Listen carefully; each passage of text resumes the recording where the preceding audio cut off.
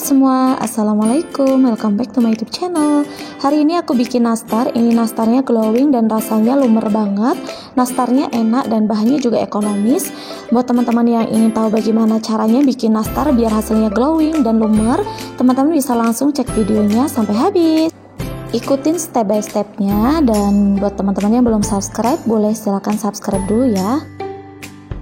Untuk yang pertama di sini ada 700 gram tepung terigu. Di sini tepung terigunya akan saya sangrai terlebih dahulu agar nastarnya nanti lebih awet dan tahan lama dan tidak mudah jamuran. Langsung aja di sini kita akan sangrai dulu tepungnya. Nah, ini kita gunakan api sedang aja, cenderung kecil. Kemudian ini terus kita aduk. Ini kita sangrai kurang lebih 2 menit. Nah, ini udah cukup. Ini sekitar 2 menit. Boleh dimatikan apinya.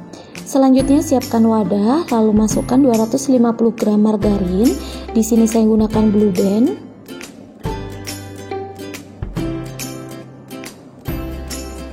Kemudian di sini saya menggunakan 250 gram butter. Di sini saya menggunakan Hallman. Jadi saya tidak menggunakan butter yang mahal. Butternya cukup murah dan ekonomis menurut saya, tapi hasilnya dan rasanya tetap enak. Kemudian masukkan 4 butir kuning telur.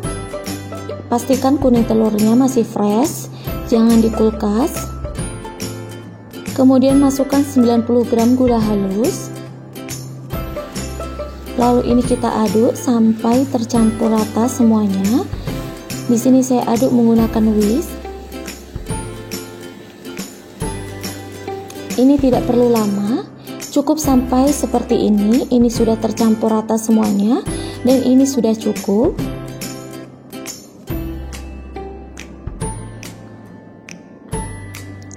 Setelah itu di sini kita akan masukkan tepung yang sudah kita sangrai tadi. Di sini tepungnya saya ayak terlebih dahulu.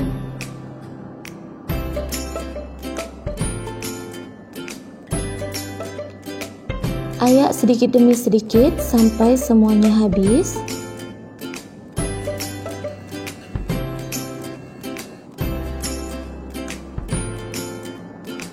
Setelah itu masukkan 50 gram susu bubuk, saya menggunakan Denko. Setelah itu kita aduk menggunakan spatula seperti ini.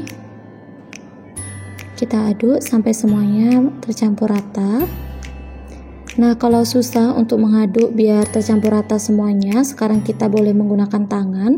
Di sini saya menggunakan sarung tangan. Kalau teman-teman tidak ada sarung tangan, boleh dicuci bersih saja tangannya. Lalu diremas-remas. Nah, kalau sudah seperti ini, sudah tercampur rata, ini udah siap untuk kita cetak atau kita bentuk. Siapkan loyang, lalu alasin dengan baking paper. Siapkan selai nanas secukupnya. Di sini selai nanasnya udah saya buletin kayak gini biar mempermudah nanti proses pencetakannya. Untuk resep selai nanas teman-teman bisa cek video di sebelumnya atau nanti saya letak linknya di description box. Teman-teman bisa tinggal klik aja. Pastikan tangan sudah bersih, lalu kita oles dengan minyak goreng. Kemudian ambil adonan menggunakan sendok seperti ini. Lalu tinggal ditekan-tekan aja menggunakan jempol. Lalu dilubangin tengahnya. Setelah itu kita ambil selainya, lalu tinggal diletakkan di tengah. Kemudian kita tutup seperti ini.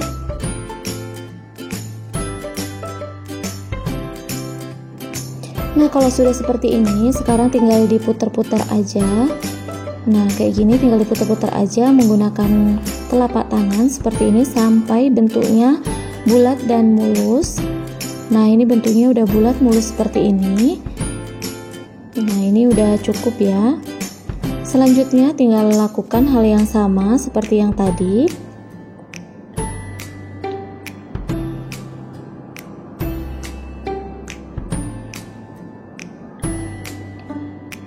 Ditutup. Kalau ada bagian yang belum tertutup, teman-teman bisa tinggal dirapetin aja. Nah, ini kalau ada yang masih retak kayak gini, teman-teman tinggal ditutup lalu diputar-putar lagi seperti ini sampai bentuknya mulus dan bulat. Nah, seperti ini. Nah, ini kita lakukan sampai selesai undan penuh di loyang yang pertama. Nah, untuk adonannya, kalau teman-teman proses membuat, aku sarankan untuk ditutup kain seperti ini.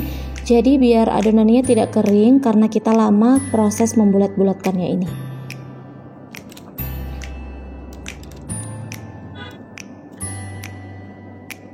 Nah, ini untuk loyang pertama ini udah selesai. Sekarang kita akan panggang. Sebelumnya ovennya sudah saya panaskan, tinggal kita masukkan nastarnya.